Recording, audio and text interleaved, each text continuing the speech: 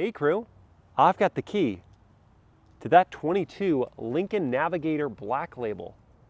We are going to take it for a drive, but first let's check out how it looks on the inside and outside. For the 22 model year, we have some mild styling tweaks, including for the grille. The Black Label gets its own unique inserts. We have an illuminated Lincoln logo, shows up at night. Their pixel projector LED headlights, LED DRLs there. Chrome treatment for the lower bumper. This one is painted in infinite black with that metallic flake on the paint surface. Black Labels get a set of 22-inch alloy wheels. I like the style. They're wrapped in Pirelli Scorpion All Seasons 285 section front and rear. We have chrome for the lower garnish and accenting the Navigator badge. Chrome for the door mirrors, lower window trim, and roof rails. Stepping back to look at the profile, in black, the Navigator looks very much like a black car service, a chauffeured service. The wheels help it stand out quite a bit. At the rear, there are some new LED light signatures with this thin bar that goes across the trunk lid. Tailgate. Lincoln is spelled out in black lettering. Black gloss for the lower bumper. And then that cap covers up the trailer hitch with the heavy-duty trailer tow package. The Navigator can tow 8,700 pounds. Overall, the exterior looks classy, just doesn't have quite the same amount of style as the new Escalade. Let's look at the interior. Opening up, letting that power running board drop on down, and looking inside at what Lincoln calls the invitation design theme, with perforated black leather seats. As standard, you get captain's chairs. On Black Label, they're heated and ventilated. New for 22 is optional massage in the second row. We've got that. There's leather on this part of the door panel, injection molding down low. A Revel Audio 3D 28 speaker sound system is here, along with open pore wood trim, one-touch up-down windows, a leather-wrapped grab handle, suede headliner, and a big panoramic glass roof. To get into the third row, you hit this button, and then assist the seat on its rails to give you a nice wide access point to that third row. It's easy to walk on back. This seat here is one notch forward on the rails. This one is all the way back. So I can see at 6 feet tall, I do fit with knee room and headroom. We have one cup holder here, power adjustments for the recline on the seat. You get a USB port, DC outlet, another USB port on that side. You have air vents up top. The only thing I would like to see is maybe another zone of climate control back here, but I can fit in the middle, so that means you can get full size adults in all three of the third row seats. To get out, pull on the lever, push forward. Moving into the second row now. Behind my driver's seat, once again at 6 feet. Lots of knee room. I do wish the back of the seat was wrapped in leather and not injection molded. At least this piece is made of leather. Good sized foot pockets to slide my feet under. Thigh support is really solid. Headroom. I clear, no problem. Two controls here to open and close the power sunshade on the glass roof. Lots of gloss black there, here, and back here, and I did notice scratches here, even though it's only been a few thousand miles in the vehicle. So they could probably choose a different trim material that is going to wear better than the gloss black. This screen, heating, ventilation for your seats, along with massage and climate settings for the second row. Open pore wood trim with this geometric pattern, and this looks like a stain on the wood, but that just goes to show they chose real wood trim even with defects. Padded leather armrest here with more contrast stitching. Open it up for deep console storage. Additional storage is down here. You get two more cup holders that stow away. You have USB-A and C port here, DC outlet and AC outlet. Two screens on the back of the front seats are an option, and they're not as large as some competitors, but they still work pretty darn well. I'm gonna say the features in the second and third row are really solid. Now we're gonna check out the front. Doors closed with a good thud. Up front, we upgrade to not just heated, ventilated, and massaging seats like the second row. No, these are 30-way power adjustable. You can even independently adjust each thigh support left and right. You can also send forward or backward the pedals with this control here. To open the trunk, hit that button, and inside we find 21 cubic feet of space behind the third row, which you can power fold down with one single button press, and then you've got more space there, obviously. You can power raise the third row as well. Then you can power down the second row. You can't power raise the second row, but with the third and second rows down, you've got 103 cubic feet of space. Not segment leading, but still fantastic. Power close feature on the trunk, not power close and lock like I would love to see. That's some gardening happening over there. Grab handle to get up and into the front seats. Quiets down quite a bit. Digital instrument cluster in front of the driver. Then you've got a head-up display on Black Label, stitched leather up on the dashboard. An upgrade for 2022 is the move from a 10-inch touchscreen to a 13.2-inch display. It is running the Sync 4 infotainment. It's fairly responsive. It's customizable here on the right-hand side. You've got wireless Apple CarPlay and Android Auto. We see more gloss black around the air vents along with this chrome trim for the gear selection and around the HVAC controls. There is a nice physical volume knob that's knurled, physical tuner. There's a trailer backup assist feature here, your start-stop button, along with this stitched leather on the dashboard, more open pour wood trim up here, and on this portion of the console, and I appreciate that this isn't gloss black. Inside we find a wireless smartphone charging pad, 2 USB ports, 1A, 1C, 2 cup holders in here, deep console storage under the padded armrest, drive mode selection. Your visibility is pretty good. You do have a thicker blind spot at the C-pillar. Thankfully, there's standard blind spot monitoring with rear cross traffic. Good features inside this cabin, some nice materials. You do have some cheaper stuff, but it's kind of out of sight, and it's a very zen vibe. Let's see about that more in the drive.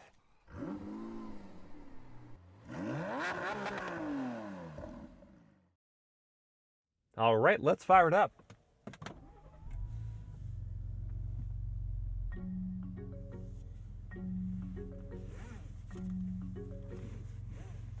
Fun fact, those chimes were recorded by the Detroit Symphony Orchestra. So fancy. And I do think they are quite pleasant. Our drive mode we can select here via this dial. And we'll begin in normal, which it says is effortless and balanced. We'll put that to the test. And then via the piano key tiles, Lincoln calls them, we can select reverse.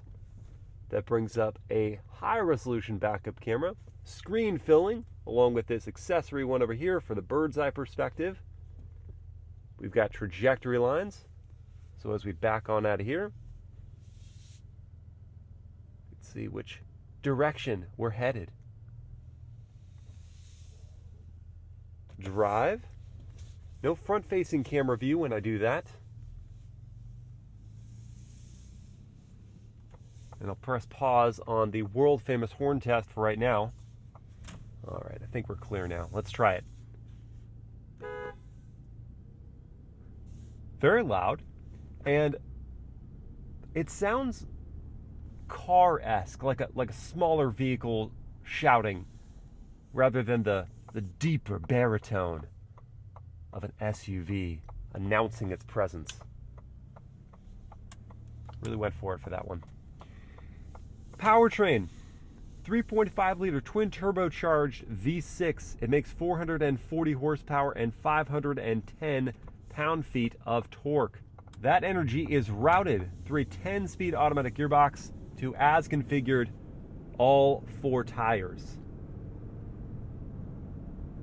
This is a good motor. I've sampled it in other Ford products, and here in the Navigator, it is perfectly suited to the driving experience. Easy to access that power, smooth in the delivery.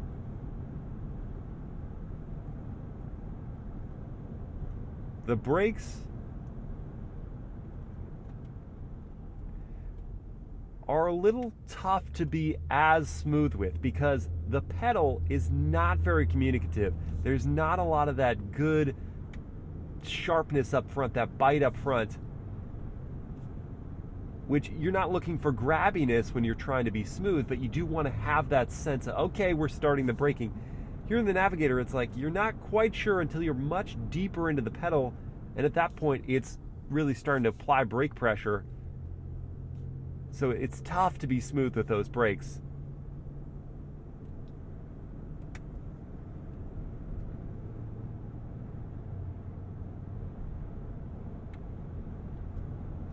here at these speeds, which we're not quite at highway speeds yet, I am noting a fair amount of wind noise,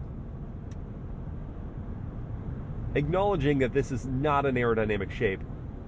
But just thinking, I mean, relative to the Escalade I was in not too long ago, there does appear to be more wind noise here.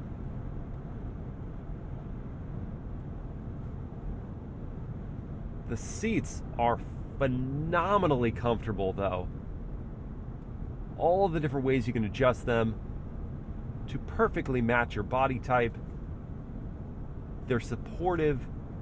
They're cushy. I mean, there are very few chairs I've sat in as a driver that compare to these. Turning radius test. Let's go for it. Hey, that's not bad at all. For the size of this vehicle, that is an excellent turning radius.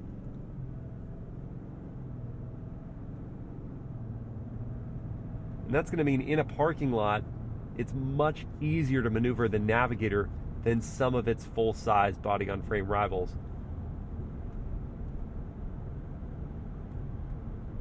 The ride quality is good over most surfaces.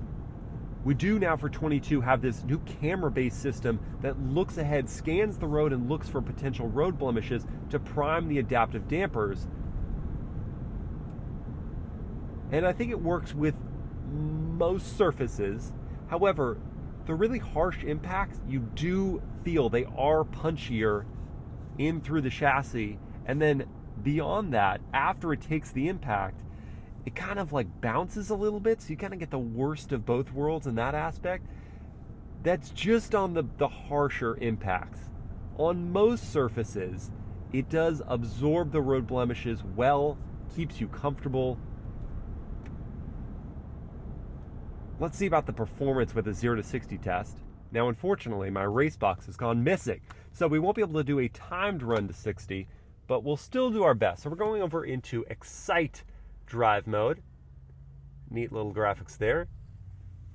And then I'm just going to brake boost it and get us out of the hole as quickly as possible. Here goes.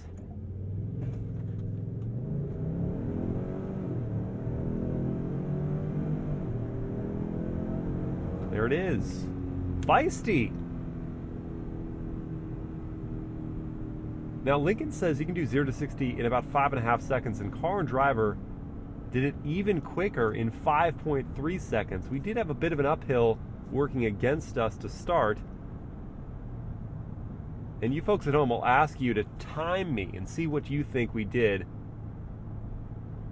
I'll just say, subjectively, not knowing the exact time, it felt pretty quick. And the power out of the hole was strong. Also in Excite mode, you can really hear that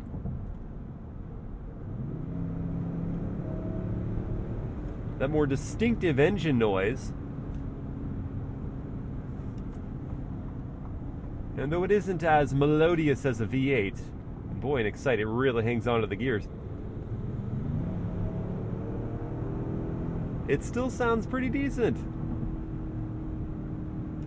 And accompanied by that power,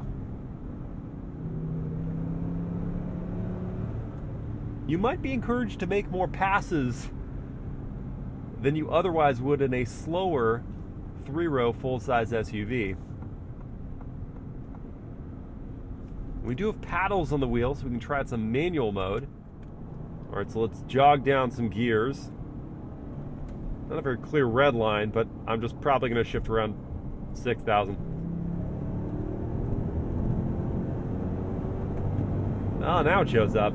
Yeah, a little bit of delay. I shifted around 6, and I think the red line is a bit later, and it didn't shift until then.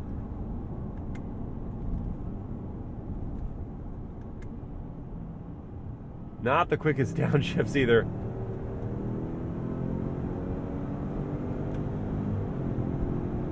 Yeah, you really got to shift pretty early in manual mode. Not a performance car, I get it. But I'm thinking manual is probably just going to be used in towing or perhaps some off-roading situations. All right, so I'm satisfied with the power. Let's move now to conserve drive mode and get back to coasting comfortably. And speaking of conserve, the Navigator's fuel economy is actually quite decent at 16 city, 22 highway, and 18 combined in 4x4. If you go with the rear drive model, you're going to get 19 combined. And that doesn't sound amazing, but for this segment, with all of this weight, with all of this power, it is on the higher end. But let's pretend we don't care about fuel economy for just one more minute. I'm going to go back to Excite, and we're going to try some hard braking and some, dare I say, cornering in the Navigator Black Label. So we'll carry a fair amount of speed into this curve. Clomp on those brakes. Hey, they worked well there. Sluggish turn in, a lot of lean. And nothing much through the steering.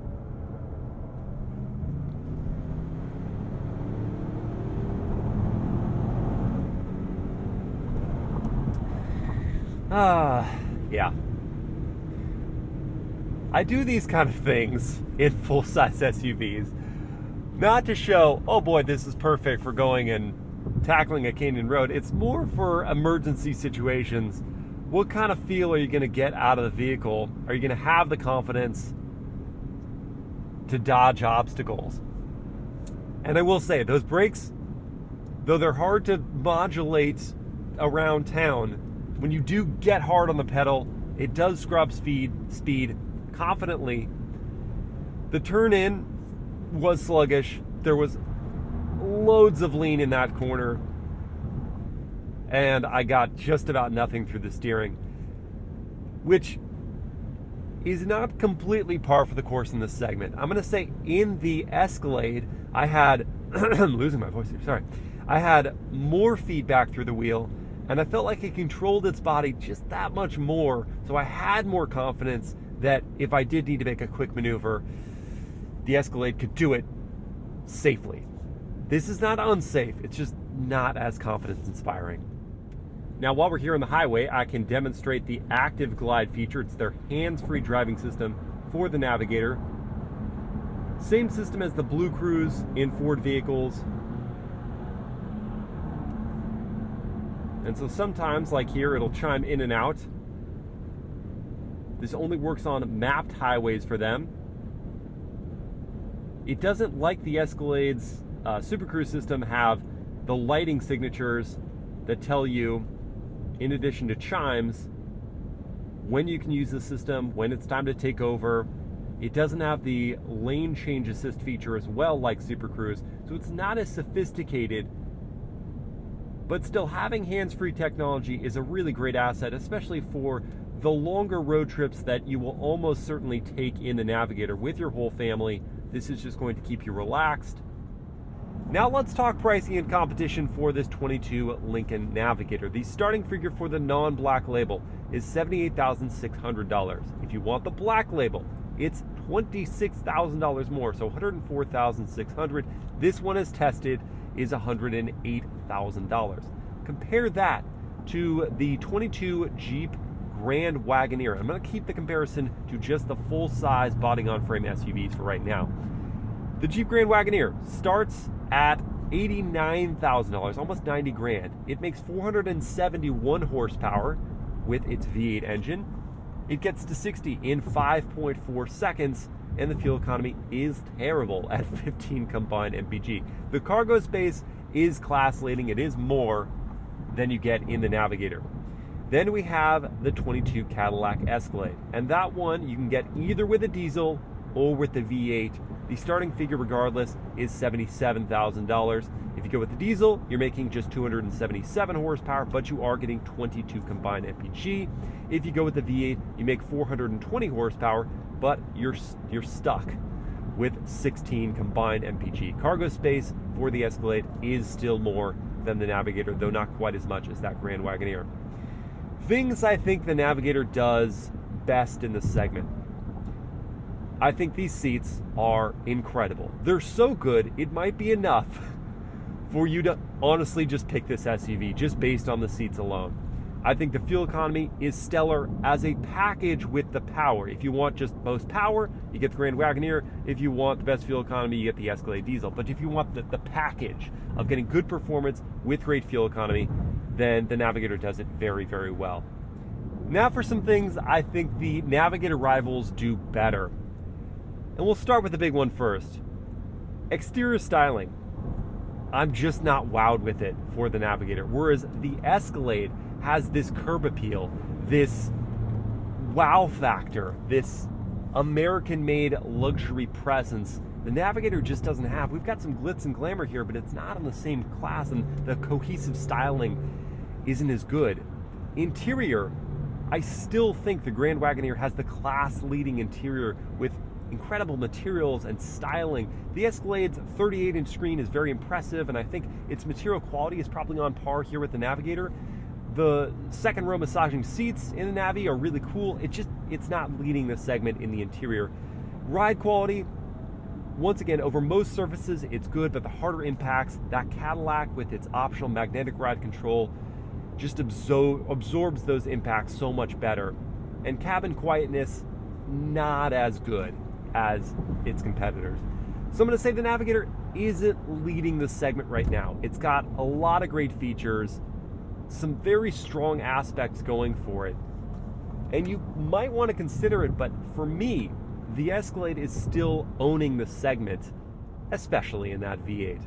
I hope you guys have enjoyed this POV drive review. If you did, please like, comment, and share the video. Subscribe to the channel, hit that bell to get notified, and I'll see you again next time.